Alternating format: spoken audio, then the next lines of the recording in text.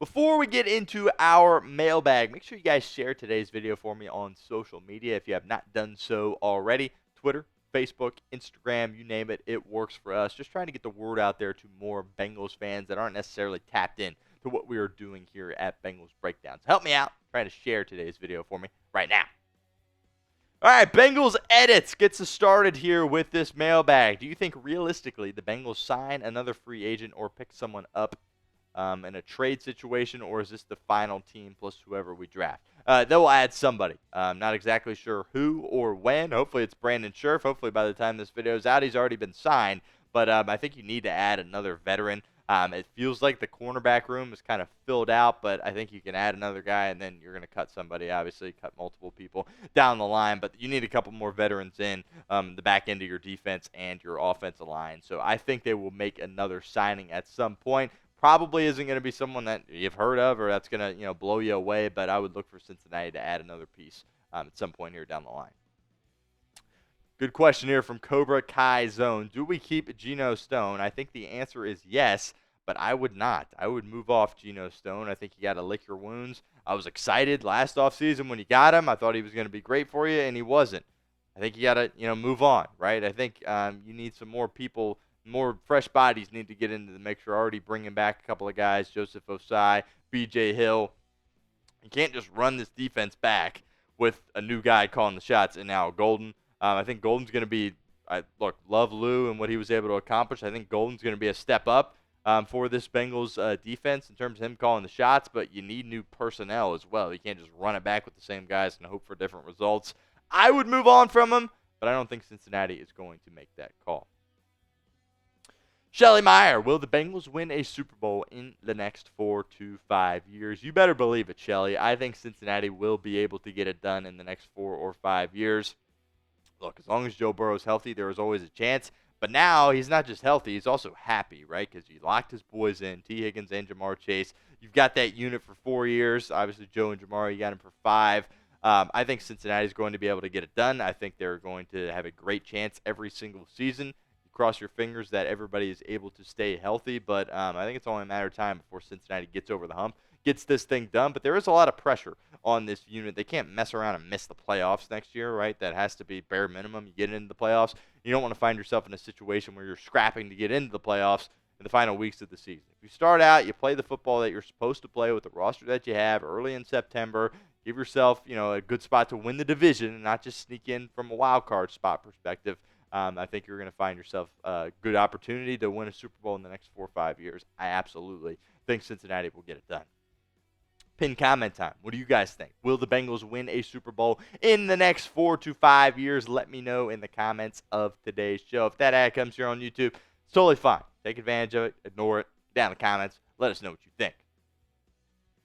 Ooh, CWT. What's your dream but realistic number 17 pick? I would say I have a couple of them. I'm going to give you 3 names. First off, Jalen Walker would be a guy that I really like. I think he can play multiple different positions. That's kind of the thing that intrigues me the most about him. He can offer help at linebacker as well as get after the quarterback as a pass rusher. Armand Membu, as time continues to go on, I think there's a less likely chance that he's going to be available at pick number 17. People at the Combine were absolutely raving about that guy. Played 1 year at guard for Missouri, 2 years at tackle for Missouri as well. Obviously, if he came to Cincinnati, he would be playing guard. He's a guy that I really like a lot as well. And my third guy would be Malachi Starks, another Georgia guy. I think you need a new help at safety. I think Malachi Starks is ready to play in the NFL yesterday, and I think he's going to be a really, really good player and have a really, really good career. And I think he can give you an impact immediately, which is what Cincinnati should be looking for in the first round, particularly on the defensive side of the ball. So those are the 3 guys I would say: Jalen Walker, Armand Membu, and Malachi Starks. Zane Brewer, do you think Trey gets extended? I do. Now, it's a bit different than the situations with T. Higgins and Jamar Chase. Again, there's not really a blueprint for what the contract looks like at this point for Trey Hendrickson, because it's kind of uncharted territory. You got an age that's up there in his 30s, just turned 30, right? But or 30, 31 somewhere in that ballpark. But the production is through the roof. 17.5 sacks back-to-back seasons. Certainly deserves to be compensated for that. The way his agent has kind of, he went out there and he was like, tried to, the Bengals gave him permission to seek a trade, right? Well, how did that go?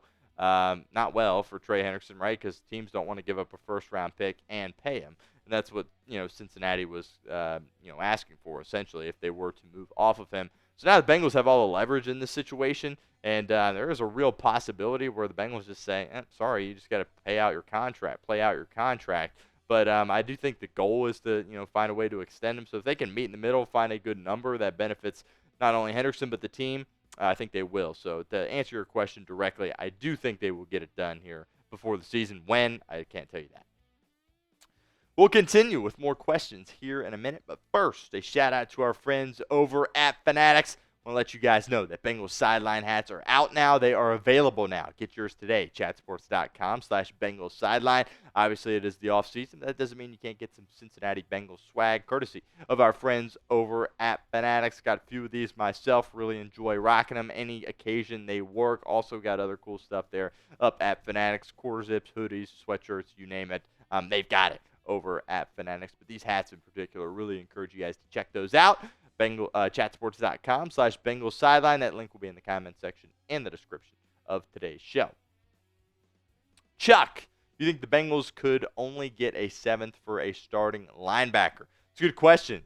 Considering that Pratt has not been traded yet at this point, yeah, I mean, it's probably looking like only a 7th-round pick, maybe a 6th-round pick. But, the market for Germaine Pratt at this point doesn't appear that there are many teams that are out there, because I think they understand that, hey, Cincinnati's going to cut him, so we can probably get him, after he gets cut, as opposed to giving up draft capital. So that's kind of the situation I feel like. I don't know if Cincinnati's going to be able to flip him, and it feels inevitable they are going to cut him and that he'll be playing elsewhere next season. Fabian, who will make the biggest year 2 leap? It's a good question. Several guys you could put into this bucket. I'm actually going to go with the guy that they took in the first round, which is crazy because he was great for you last year. I think Amarius Mims is a budding superstar there at that right tackle spot. We'll see how long Orlando Brown Jr. is in Cincinnati, right? But he's a guy that if you lose Orlando Brown Jr. in the coming years, he might be your left tackle of the future. I think the world of Amarius Mims. Again, he was great last season. I think he's going to be even better this year, and I think he's going to make a massive leap. So you could have said, a guy like Josh Newton or Chris Jenkins, obviously. McKinley Jackson, certainly a candidate as well. Maybe Jermaine Burton, but most likely not. But I'm going to go with Amarius Mims. It was great, but I think he's going to be even better for this Bengals team in 2025. Name a player, second-year player, that you are excited about. Get some names for me down in the comment section. You with me? Is it Mims? Is it Josh Newton? Is it Chris Jenkins Jr.? Is it McKinley Jackson? Let me know what you guys think in the comments of today's show. CWT, what's your opinion on how they have handled the offseason so far? Good question here from CWT. You got to understand that you got to use some context here. It's the Cincinnati Bengals we're talking about.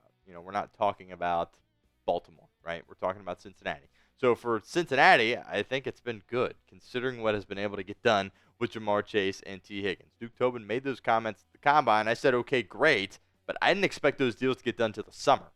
And they got done several days ago, here in March. So I think that was a massive win. Now, was it a little frustrating that they couldn't get it done literally a week earlier so you could have more of a gauge in terms of your cap, what your cap hit, your cap space was going to look like for free agency? Yeah, it's a little frustrating. They couldn't get it done a week earlier than that. But, shoot, they got it done. And they went out there and they paid these guys. Cincinnati does not do this kind of stuff. And they went out there and they did it. So I am very pleased about that. As far as where free agency is at this point, I'm not very excited about it, I guess you could say.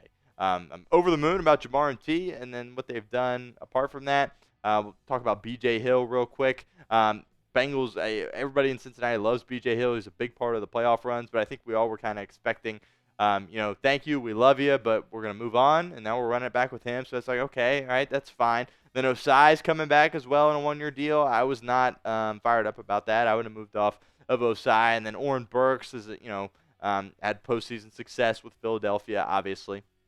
But he's kind of your linebacker 3. Slayton is the guy that I am the most excited about out of Green Bay. Interior is going to be your nose tackle, so I really like that. But overall, I would say probably B, but it certainly would be a D if you didn't get Jamar and T done, to answer your question. So how things have gone so far is definitely reflected off of getting Jamar Chase and T Higgins done. That's why I would give it a B. Beyond that, it would probably be a D. If you are enjoying this mailbag, we appreciate it. Sub now for more. We will be here all off season long. Don't miss out on any of our mailbags. We'll be doing these, filming these every Wednesday, and they'll go out over the weekend. So help us out. Hit that sub button, youtube.com/BengalsTV. Colin, do you think Battle will start next year? I do. Considering where things are at, I think they're going to roll out Jordan Battle at that safety spot, that strong safety spot. Probably opposite Geno Stone, which I would have liked to mix up that room a little bit. But at this point, it doesn't feel like Cincinnati's going to do it. There's nobody really in free agency that fires me up a ton. But in the draft, there's 2 guys, right? Nick Amamori and Malachi Starks that I would love to bring in. But, I definitely would expect Jordan Battle to go out there and start. And I was pleased with the way he finished the season, but definitely need a lot more consistency out of him. Natty Native Noise says, what are your thoughts on all the criticism that the Bengals overpaid T and Chase? I think it's ridiculous. Honestly, T. Higgins would have got way more than that on the open market, right? I think he would have been well into the $30 million per year figure, and the Bengals were able to get him for less than that. So, look, this is what Cincinnati needed to do. This is what Joe Burrow wanted them to do. And when you're Joe Burrow and you play at such an elite level and you have that kind of pool, you gotta listen to your quarterback, especially early on. You don't want to, create friction in that relationship between the star quarterback and the organization. Cincinnati absolutely did the right thing here, and I think they're going to be able to win football games. You saw Indianapolis years ago do it with Peyton Manning, Reggie Wayne, Marvin Harrison. Obviously, it was a different era, but you can win when you have firepower like this on offense. You just got to be able to draft and develop well. We'll see if Cincinnati is able to get that done.